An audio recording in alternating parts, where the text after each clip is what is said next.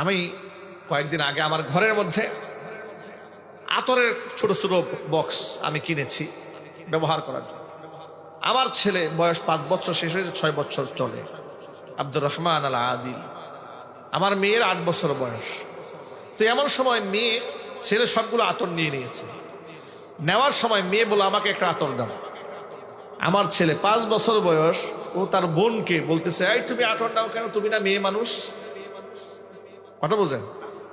আমি সামনে দাঁড়ায় আছি, তুমি না মেয়ে মানুষ, তুমি জানো না মেয়েদের আতর ব্যবহার করতে নাই?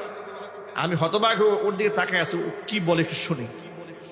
এরপর আমাকে বলছে, আচ্ছা বাবা বলো তো, মেয়েদেরকে আতর ব্যবহার করা ঠিক?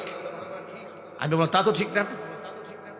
আমি খুবই অবাক হলাম যে সুবহানাল্লাহ, আমি তো জীবনেও এই বাচ্চাদের সামনে এগুলো বলি নাই। ছোট্ট মানুষ, এদেরকে কিসের আতরের মাস্টার শিখাবো? কিন্তু ওর মাথায় কে কোত্থেকে ঢুকাই দিয়েছে এটা, যে মেয়ে মানুষ বাহিরে আতর দেওয়া যাবে না, এটা ছেলে মানুষরা দেবে। চিৎকার যখন আল্লাহু আকবার। ঘরের মধ্যে যখন শরীয়ত চর্চা করবেন, সেই শরীয়ত চর্চার প্রভাব বাচ্চাদের গায়ে গিয়ে পড়বে, ঠিক কিনা বলে? আর যদি ঘরের শরীয়তের প্র্যাকটিস না থাকে, এই বাচ্চাগুলা শিশুকাল থেকে নষ্ট হয়ে যাবে। সুতরাং আসুন আমরা আমাদের সন্তানদেরকে শরীয়ত শেখায়, আল্লাহ যেন বুঝার তৌফিক দান করেন। চিৎকার দিয়ে এখন আমরা কোরআন এবং সুন্নাহকে নিজের মতো করে মানব না, কোরআন যেভাবে মানতে বলেছে ঠিক সেভাবেই মানব। এই কথা কেন বললাম শোনেন। আমাদের মা বোনরাও বোরকা পরে, কিন্তু সেই বোরকা শরীয়তের বোরকা পরে না, নিজের মতো বোরকা পরে। এমন টাইট ফিটিং বোরকা পরেছে, শরীরের অঙ্গ প্রত্যঙ্গের ভাঁজ বাহির থেকে ফুটে উঠেছে। আবার এমন কিছু পোশাক বের হয়েছে, যে পোশাক পরা যে কথা, না পরা একই কথা। জিন্সের প্যান্ট পরছে, টি শার্ট পরছে, অবলীলায় পুরুষের সামনে বের হয়ে চলে আসতেছে। আর ইদানিং ছেলেদের কি হয়েছে জানি না, ওরা পোশাক পরতে পরতে এই প্যান্টও টাকনুর নিচে নিতে নিতে একেবারে ফ্লোর টাচ করে ফেলেছে, আর মহিলারা খালি টাকনুর উপরে টেনে আনতেছে পোশাকগুলো। আল্লাহ হেফাজত করে, জুড়ে কোন আমিন।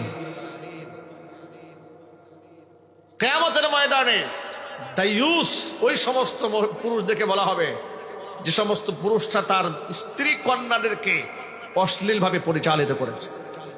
আমাদের ঘরেও মেয়ে আছে, আলহামদুলিল্লাহ। মেয়েরা অবজ্ঞা করার পাত্রী নয়, অবহেলার পাত্রী নয়, তাদের মর্যাদা আছে। ভালোবাসা দিয়ে যদি মেয়েকে আপনি আগলায় রাখতে পারেন, নবী করিম সাল্লাল্লাহু আলাইহি সাল্লাম বলেছেন, 3 কন্যার বাবা আর আমি মুহাম্মদ সাল্লাল্লাহু আলাইহি ওয়াসাল্লাম জান্নাতে এরকম পাশাপাশি থাকবো।